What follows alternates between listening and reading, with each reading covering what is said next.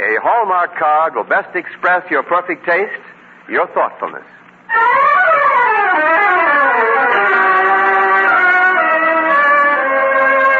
Welcome now to our show. Here's a friend you all know. Charlotte Greenwood is with us again. The Hallmark Charlotte Greenwood Show, brought to you every Sunday at this time by the makers of Hallmark greeting cards. And here is our star, that lovable lady of stage and screen, Charlotte Greenwood.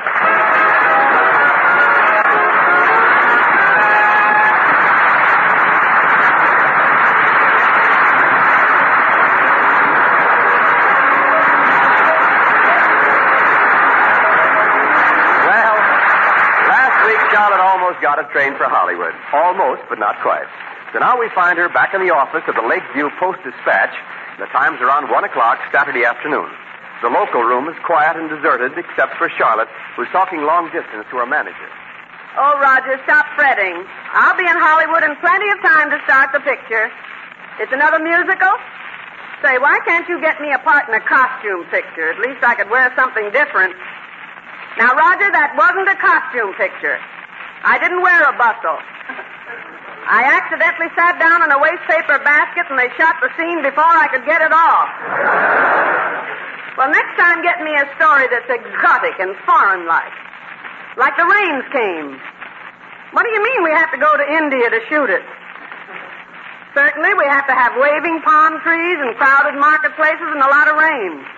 I can solve the whole thing. Shoot it in Los Angeles. We can call it The Coast is Clear. All right, Roger. Oh, say, Roger, I'm following your suggestion. I'm practicing my dance routine by using a chair. Uh-huh. It might give the studio some casting trouble. Yes, they'll have to find me a dancing partner with 4 legs and a plush back. Oh, hiya, Miss Greenwood. All right, Roger, I'll positively right. Bye. Hello, Tommy. Say, Tommy, you want to go to a football game with me? The sports editor gave me 2 tickets. I can't. They got me working for the advertising department this afternoon, picking up copies. Oh, that's too bad. I know how I used to feel about missing a game when I was in school. Where, Hollywood? No, I went to school in New York. NYU? And why not? I mean, did you go to New York University? I thought maybe you might be collegiate. If you mean my hat, I was on a crowded bus this morning and somebody smashed it. Say, can I use your typewriter to type up this classified ad? Sure, go ahead. Oh, but I'm crazy about football. You know, at one time I knew the nationality of every player on the All-American team. But you know, there's one thing I've always wondered about. What? What kind of stories the players tell when they all put their heads together. Oh, they aren't telling stories, Miss Greenwood. That's a huddle. I better get this ad typed up. House for rent. Wonder what column it should go in. House for rent? Should go in Ripley's column. Why can't you go to the game after you finish that? Oh, I couldn't go even if I didn't have to work. I'm supposed to take an examination this afternoon for officers' training school. Oh, but you're too young to be in the Army. You're even too young to be a colonel in the Air Force. Oh, that isn't the idea. I'm only 17 now, but if I pass this Army exam, well, when I am old enough, I'd have a chance to become an officer. And now on the very day of the exam, I gotta work. Well, what do you have to do after you finish that? Go out to the Thomas Goss Company and pick up an ad for tomorrow's Sunday edition. The call came in just about 20 minutes ago. Who's the Thomas Goss Company? The Thomas Goss Loom and Weaving Plant. They make tents for soldiers. I thought soldiers lived in wolf holes. Miss Greenwood, soldiers lived in foxholes. Well, maybe I've been meeting the wrong kind of soldiers. Oh, they live in tents, too. Anyhow, the golf company had a war contract making tents, and now they're going to reconvert to something else. That's what the ad's all about. It's pretty important. Now, look, son, it's more important for you to take that exam.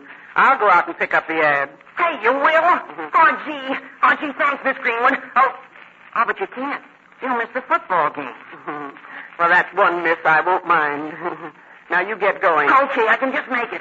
Oh, say, that ad there in the typewriter. Will you phone it to the advertising department? Right away. You've got everything straight now. You won't get mixed up. Don't be silly. How could I possibly get mixed up? Okay, well, so long. So long, Tommy, and good luck. Give me the advertising department. Hello, this is Greenwood. I want to turn in a classified ad. Quote, lady has house for rent. If you're looking for something under the ceiling, you'll see me. My figure is approved by OPA. No, don't bother to read it back. I'm leaving for the Thomas Goss Loom and Weaving Plant. I said I'm weaving for the Thomas Bloom Lost and Leaving. I'm weeping for the gloomy Goss and Lost and Leaving. Oh, gosh, I'm leaving, and I'll phone you when I get there.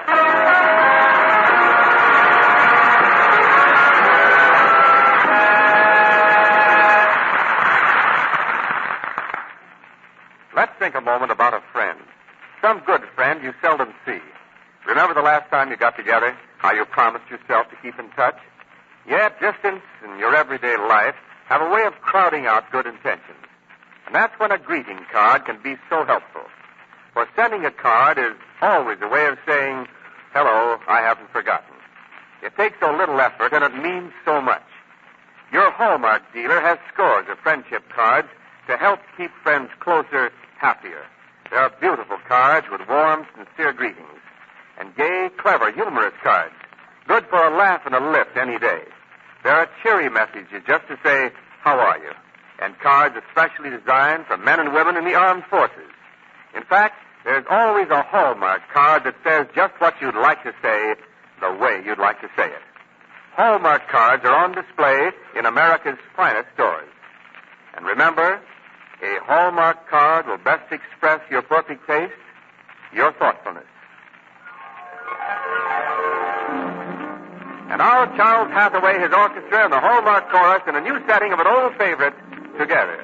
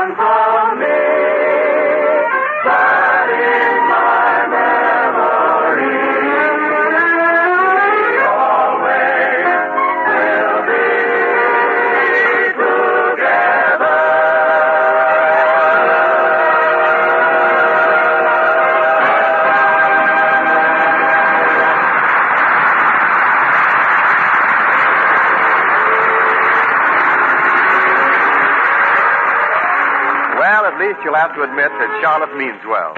So that Tommy Brooke can have Saturday afternoon off, Charlotte has volunteered to go out to the Thomas Goss factory and pick up copy for a Sunday advertisement. We find her now entering the plant where she encounters Mr. Goss's secretary.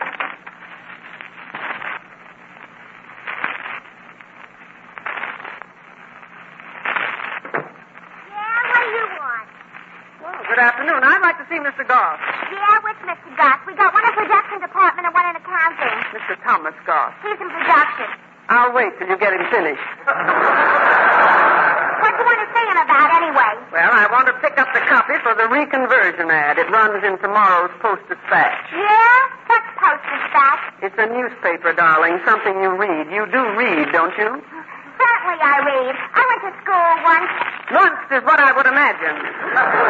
Now, if you'll tell me where I can find Mr. Goss. Mr. Goss has went. Has went where? I don't know. The office closes at 2:30. 2:30? My, it isn't 2:30 already, is it? You can see the clock there, can't you? I'm closing up right now. Well, wait a moment. I've got to pick up that ad. What about Monday? I'm sorry. Monday will be too late. It's the reconversion ad for tomorrow's paper. I'm sorry. The Sunday edition goes to press a half hour from now. I'm sorry. Before he left, did Mr. Goss say how far he's gone with his reconversion? He don't drive one. He's got a carpool. Well, how do you play that? Now, listen, miss. Hello? Well, there's some character here right now. Yeah? Okay. That was Mr. Goss now. He says to tell you he wants to announce that in 30 days the factory will be reconverted for the production of white duck. No, thank goodness for that. May I use your phone? Well, make it snappy, sister, because I'm walking to George up just as soon as I can get my coat. Post Dispatch, Advertising Department.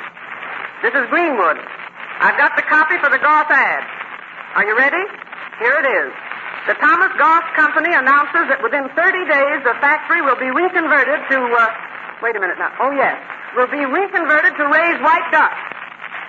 That's right, to raise white ducks.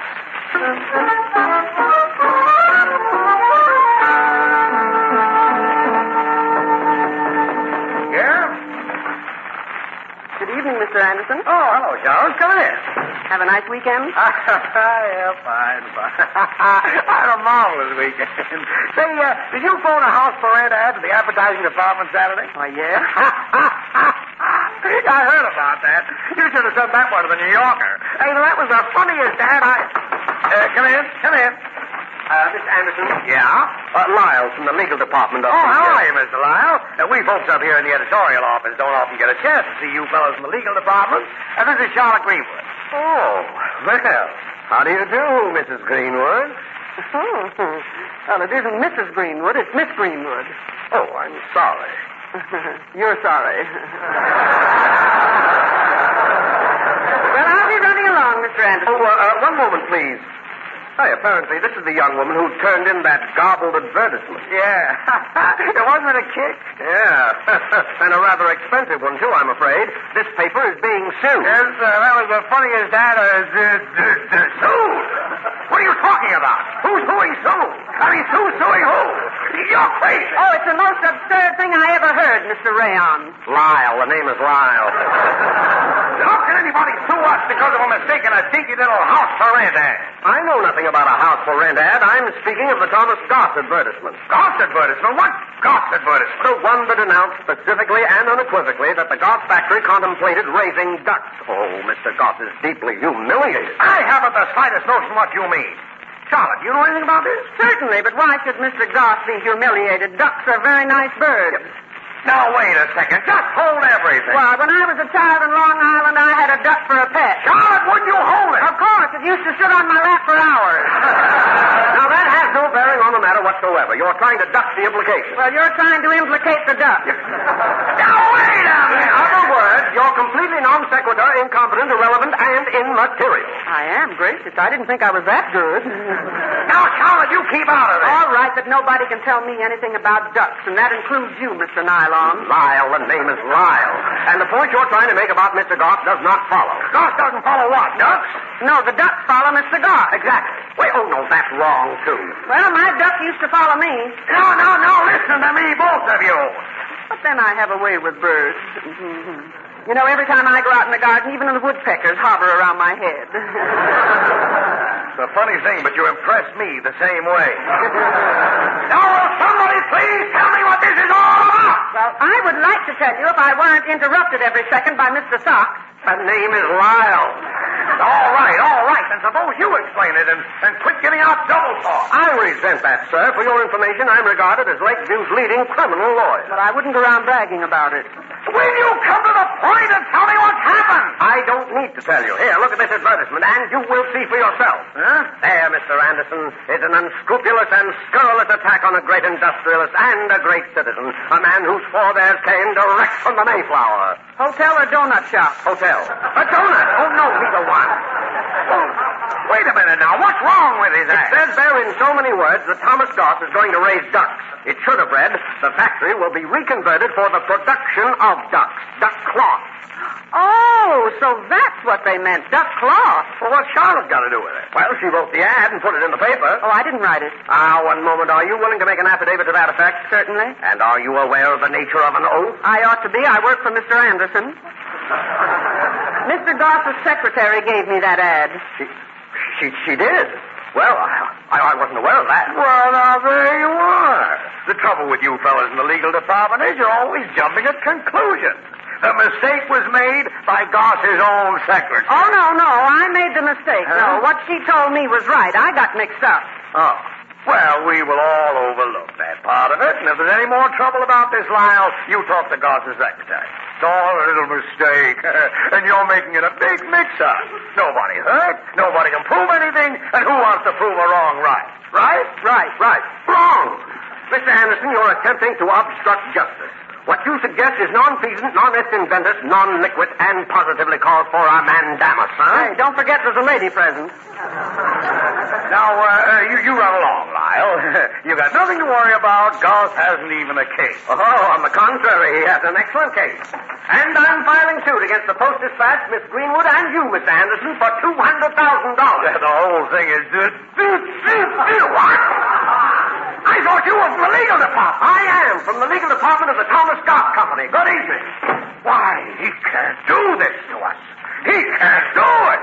It's rapacious treason. It's unmitigated perfidy. Well, don't stand there. Why don't you say something? I don't know any of those kind of words. This is all your fault, anyhow. What business have you messing into advertising? Yes, and dragging me into it. Oh, well, now, relax. I'll go out to the factory tomorrow, explain it to Mr. Goss, and he'll call the whole thing off. He'll call it off. He'll soak us plenty. $200,000. Where can I raise $200,000? Oh, that's easy, Mr. Anderson. Easy? Yes, sell your car to Madman Munson.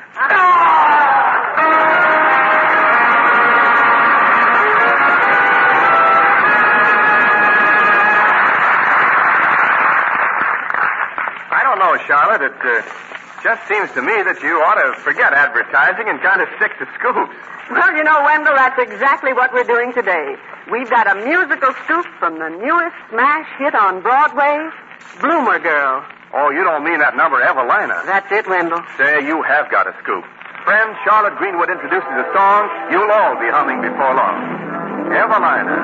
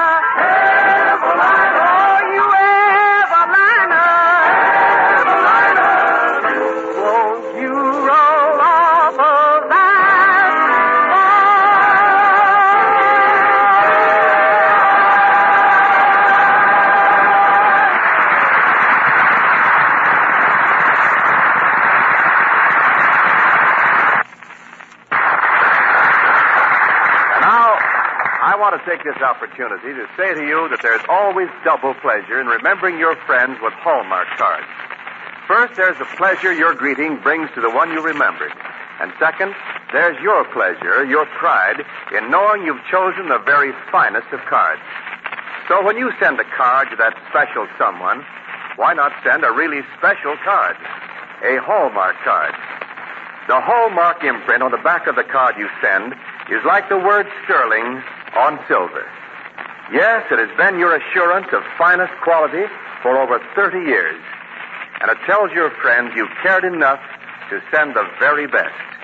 Remember, a Hallmark card will best express your perfect taste, your thoughtfulness.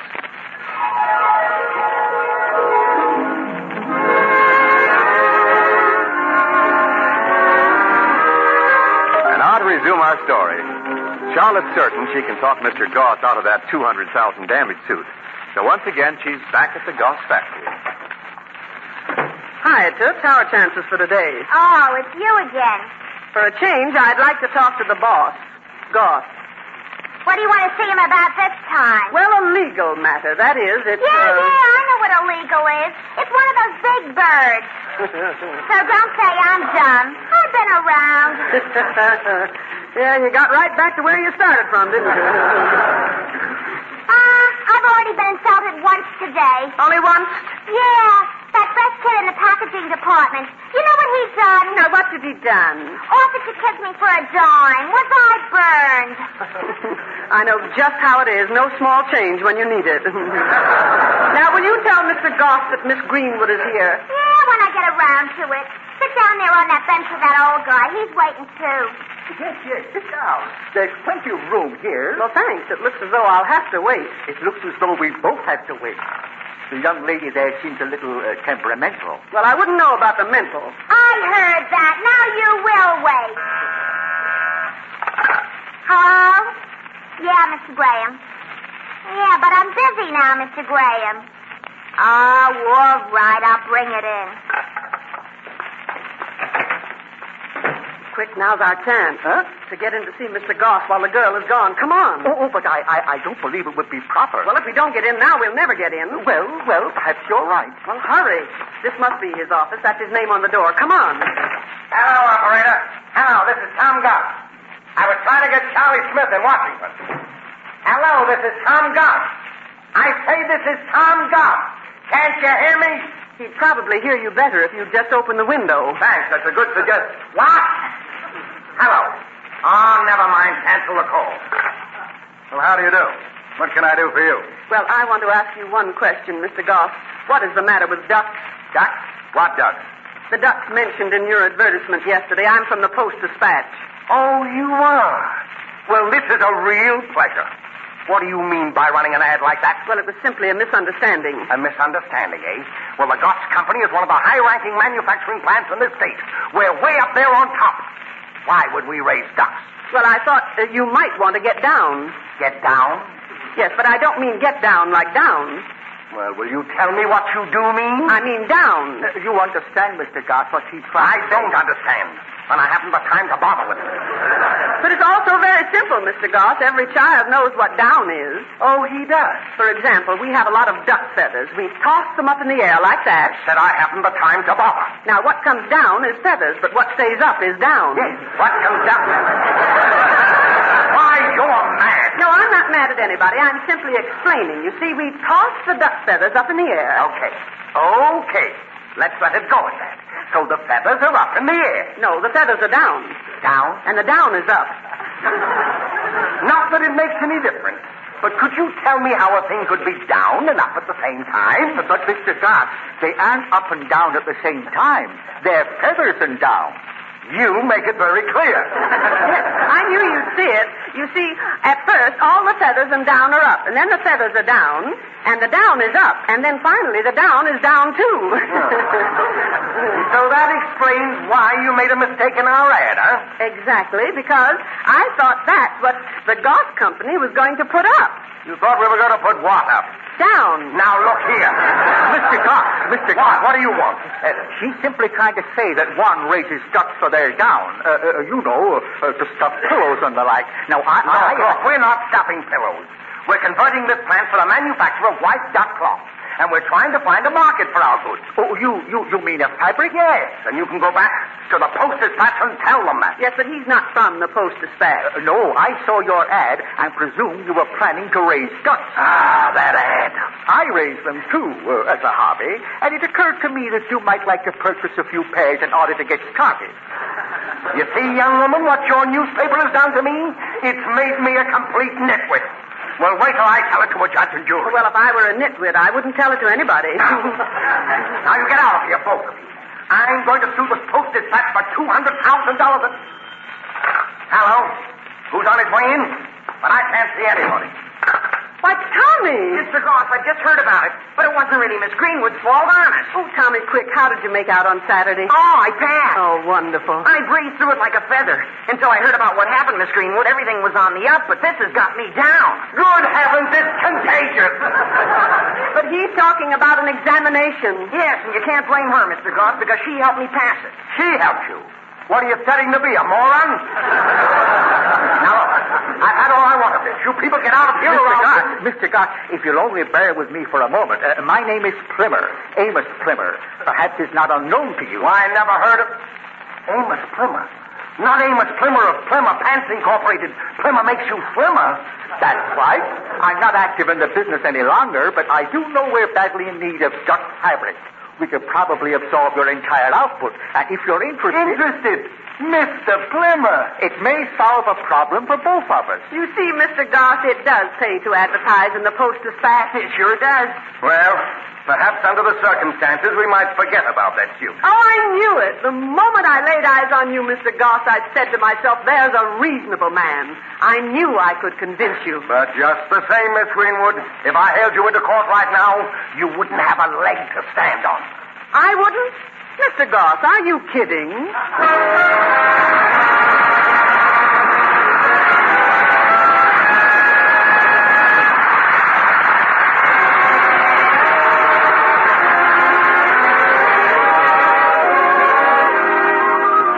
Charlotte Greenwood will be back in a moment. Meanwhile, I want to say just this.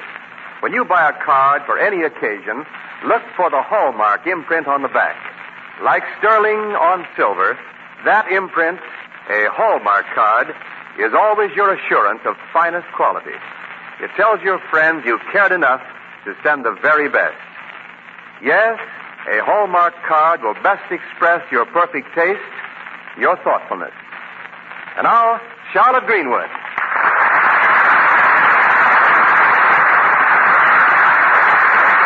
Friends, it's been fun visiting with you again. It's always a pleasure for all of us to visit with our friends, dropping in at their homes to chat for a moment, to laugh together, and to bring back memories of good times. Today, with so many families, so many miles apart, let's try to make a personal call more often in a different way, particularly to those in uniform.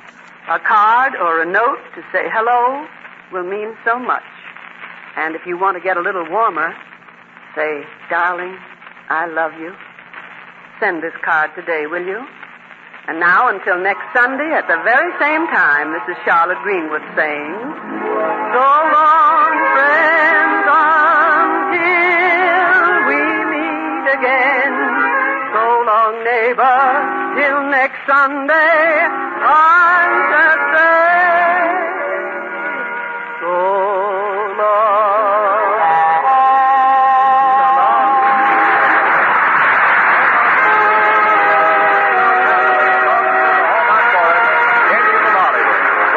Speaking, this is the Blue Network. 12:30 at KECA, Los Angeles.